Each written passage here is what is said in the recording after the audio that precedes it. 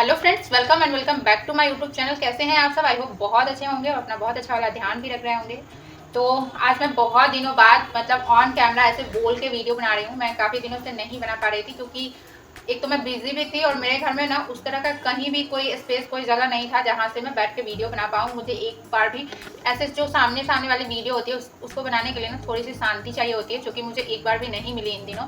अभी मुझे इसलिए मिली है। आज मेरा जो है वो बहुत मज़े है क्योंकि मुझे आज ना खाना नहीं बनाना है। रात का टाइम अभी 7 बज चुके हैं और आपको तो पता ही है कि जब हाउस वाइफ जो कि डेली सुबह शाम दोपहर एनी टाइम खाना बनाती है, जब उन्हें पता चलता है ना कि आज खाना नहीं बनाना है, तो इससे ज़्यादा खुशी वाली बात ना उनके लिए कुछ होती नहीं है। तो सेम मेरे साथ ही है कि आज अगर मुझे सम रीजन खाना नहीं बनाना है, किसी रिलेटिव के यहाँ से इन्विटेशन था तो वहीं सब खाने के लिए गए हैं। एंड मे भी हमारे लिए भी खाना आए, तो आएगा तो खा लेंगे और नहीं आएगा तो देखेंगे, कुछ अपने लिए बना लेंगे। और खाना जो नहीं बनाना है तो मैंने जल्दी जल्दी ना किचन की सफाई कर ली है क्योंकि किचन में नहीं जाना है, तो किचन की सफाई कर लिया कि कल के लिए सही रहेगा किचन जब साफ रहेगा। तो अभी मैं बैठी हूँ पढ़ने के लिए और आज मैं आपके साथ कुछ इन्फॉर्मेशन भी शेयर करूंगी। तो आज मैं बीएड का जो इंटर्नशिप चल रहा है, तो आज सेकेंड डे में गई थी। फर्स्ट डे तो सिर्फ ज्वाइनिंग हुआ था, आज हमें क्लासेस भी लेने के लिए दिए गए, तो कुछ क्लासेस भी लिए हमें क्योंकि मेरा सब्जेक्ट बायो है। तो हमें जो स्कूल दिया गया पढ़ाने के लिए वो 9 to 12 है, तो हमारा जो क्लास हमें आज दिया गया है वो 10th क्लास को दिया गया था पढ़ाने के लिए। तो उसमें मैं आज अपने सब्जेक्ट से सेल पढ़ाई हूँ, कोशिका पढ़ाई थी। तो उसका वीडियो मैं यहाँ पे लगा दूंगी, बट मैंने बनवाया था वीडियो वहाँ पे, बट वीडियो ना म्यूट में बन गया, आवाज़ नहीं थी उसमें।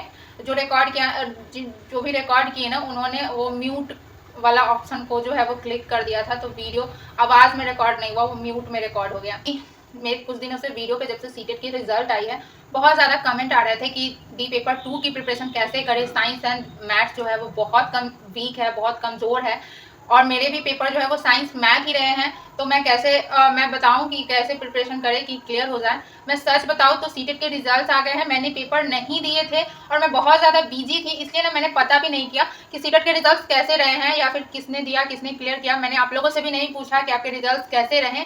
आज मुझे पता चला है कि सीटेट के रिजल्ट बहुत ही ज़्यादा खराब रहे हैं, जहाँ पे मतलब सिर्फ 3% या 4% रिजल्ट रहे हैं। यानी कि जहाँ पे 100 बच्चे एग्जाम दे रहे हैं वहाँ पे सिर्फ 3 और 4 बच्चों ने ही पेपर क्वालिफाई किया है। 4 लाख बच्चे फॉर्म भरे थे और 3% या 4% रिजल्ट होंगे, तो कितने ही कम बच्चों ने क्लियर किया है इस बार सीटेट। और आपको तो पता ही है कि अगर बीएड को प्राइमरी से बाहर किया गया है तो हमारा पेपर 2 क्लियर होना बीएड वालों के लिए कितना इंपॉर्टेंट हो जाता है। तो उसके मैं आपको बताती हूँ कि मेरी प्रिपरेशन कैसे मैंने करी थी साइंस एंड मैथ के लिए। तो ऐसी कुछ भी खास प्रिपरेशन मैंने नहीं करी थी। मैं ऑनेस्टली बताऊं तो किरण पब्लिकेशन का मैंने कितनी ही बार आपसे शेयर किया है कि किरण पब्लिकेशन का जो प्रीवियस ईयर का बुक था मैंने सिर्फ वही लगाया था। एंड एक्स्ट्रा मैंने कोई ऐसी प्रिपरेशन करी ही नहीं थी कि मैं आपके साथ शेयर करूं। एंड मुझे लगता है कि अगर प्रीवियस ईयर को एनालाइज कर करके लगाया जाए तो मस्ट है, वो बहुत सही है हमारे एग्जाम सीटेट के एग्जाम को क्लियर करने के लिए। बट अभी भी मुझे ये समझ में नहीं आ रहा है कि मतलब इस बार पेपर ऑफलाइन भी थे तो क्या रीजंस रहे कि इतने कम रिजल्ट आए, क्योंकि कहीं ना कहीं ऑनलाइन से थोड़ा सा हमें सहूलियत तो ऑफलाइन में ज़रूर मिलती है पेपर को पढ़ने में। बट क्या पेपर हार्ड थे या क्या थे जिसकी वजह से इतने कम रिजल्ट्स आए हैं। बट अगर आप लोग प्रीवियस ईयर अच्छे से लगाएंगे और अगर बहुत है तो एनसीईआरटी टाइम है अभी, तो आप लोग एनसीईआरटी पढ़िए। और मैथ के लिए तो आपको प्रैक्टिस करना ही पड़ेगा। अगर आपका मैथ बहुत ज़्यादा वीक है तो आप यूट्यूब पे कोई क्लासेस देखिए और प्रैक्टिस कीजिए। बिना प्रैक्टिस के मैथ किसी का भी अच्छा नहीं हो सकता है। अगर वीक है तो आपको प्रैक्टिस करना पड़ेगा मैथ के लिए। एंड साइंस के लिए आप एनसीईआरटी पढ़ लीजिए अगर टाइम है अभी, क्योंकि दिसंबर में एग्जाम होने हैं और अभी 2 महीने टाइम है, तो आप इतने दिनों में एनसीईआरटी साइंस का पढ़ सकते हैं, तो आप पढ़ लीजिए। वैसे मैं अपनी बात करूँ तो मैंने आपको ऑनेस्टली बता दिया कि मैंने ऐसे कुछ भी नहीं किया था। मैंने बस प्रीवियस ईयर ही लगाया था, एक्स्ट्रा प्रिपरेशन पेपर 2 के लिए नहीं की थी, इसलिए मेरे मार्क्स भी बहुत ज़्यादा नहीं है, 92 ही है और मैं उससे बहुत सेटिस्फाइड थी क्योंकि मैंने एक्स्ट्रा प्रिपरेशन नहीं किया था। अब मैं बात कर लेती हूँ कि जो बिहार एसएससी 10+2 लेवल का जो फॉर्म आया है, वैकेंसी आई है, तो मैंने उसको कल ही फिल कर लिया था क्योंकि सीटेट के फॉर्म फिल करने के बाद ना मुझे इतना मैं वहाँ से सीख ले चुकी थी कि मुझे कोई भी फॉर्म आए जल्दी फिल कर लेना। वैसे तो ये 11 नवंबर तक ये फॉर्म फिल होने हैं, बट मैंने कल ही रात को कर लिया था। और आज जब मैं गई थी मार्केट तो मैं बुक भी ले आई हूँ और ये है किरण पब्लिकेशन का बिहार एसएससी का 2011 से अब तक जितने भी एग्जाम्स हुए हैं उसके प्रीवियस ईयर के सारे क्वेश्चन इसमें दिए हुए हैं। एंड मैं बिलीव करती हूँ कि किसी भी एग्जाम को क्लियर करना है ना तो सबसे पहले उसकी प्रीवियस ईयर को देखना चाहिए कि किस प्रकार के क्वेश्चन पूछे गए हैं पिछले सारे एग्जाम्स में। एंड उसके बाद किरण पब्लिकेशन का ही ये प्रैक्टिस बुक है जो कि मैंने ले लिया है। तो अभी मैंने इस एग्जाम के लिए सिर्फ इतना ही किया है और अभी मुझे इस एग्जाम के बारे में बस इतना ही पता है कि इसमें 25+25 मार्क्स के मैथ एंड साइंस है, 50 मार्क्स के रीजनिंग पूछे जाने वाले हैं, 50 मार्क्स के जीके पूछे जाने वाले हैं। बस अभी मुझे इस एग्जाम के बारे में इतना ही पता है। उसके बाद मैं कोई ना कोई बैच जरूर परचेज करूंगी, जो कि मैं आपके साथ शेयर करूंगी। अभी मैंने नहीं देखा है कि मुझे किसका बैच परचेज करना है, और बैच परचेज करने के बाद जो वहाँ सर अगर कोई बुक सजेस्ट करेंगे तो वो बुक मैं ले लूँगी। उसके बाद मैंने ये बीएड वाला गेस्ट पेपर मैंने लिया है कि अगर मुझे कभी टाइम मिले तो मैं इसको भी देख लूँ। वैसे मैं बीएड के लिए भी उतना ज़्यादा पढ़ाई नहीं करती हूँ। यहाँ पे मैं बीएड के लिए कमेंट आप लोगों के साथ डिस्कस करना चाहूँगी कि एक तो कमेंट मुझसे पूछे गए थे कि बीएड के एग्जाम में कैसे लिखना है। तो मैंने जो फर्स्ट ईयर का एग्जाम दिया है वो वहाँ से जो मुझे एक्सपीरियंस हुआ है मैं आपके साथ शेयर करती हूँ कि जैसे हमने ग्रेजुएशन में पेपर दिया है सेम हमें इसमें भी उसी तरह से देना है, और हमें बहुत ज़्यादा नहीं लिखना है। ये जो आप हर जगह सुनते हैं कि नहीं तेज भर के आओ अच्छा मार्क्स मिलेगा, ऐसा मैंने जो पेपर दिए हैं और मेरे जो रिजल्ट आए हैं जब मैंने उसको एनालाइज किया तो मुझे पता चला कि बहुत ज़्यादा लिखने से कुछ ऐसा, क्योंकि जिस पेपर में ना मैंने बहुत ज़्यादा लिखकर मैं आई थी उसमें मेरे कम मार्क्स रहे, एंड जिस पेपर को मैंने अच्छे से हर पॉइंट को हर फैक्ट्स को लिखा हुआ था उसमें मेरे अच्छे मार्क्स रहे हैं और मैंने कम पेज लिखा है। तो मुझे ये एक्सपीरियंस हुआ कि जो टीचर हमारे कॉपी चेक करते हैं वो भी लाइन वाइज लाइन नहीं पढ़ते हैं बीएड के या फिर ग्रेजुएशन के, बस वो पॉइंट ही देखते हैं कि अगर ये क्वेश्चन पूछा गया तो इसके कितने पॉइंट्स स्टूडेंट्स ने लिखे हैं। तो इससे मुझे ये चला कि बहुत ज़्यादा नहीं लिखना है कि बस एक क्वेश्चन के आंसर हम 7 पेज 8 पेज में दे रहे हैं, 10 पेज में दे रहे हैं, ऐसा बिल्कुल नहीं है।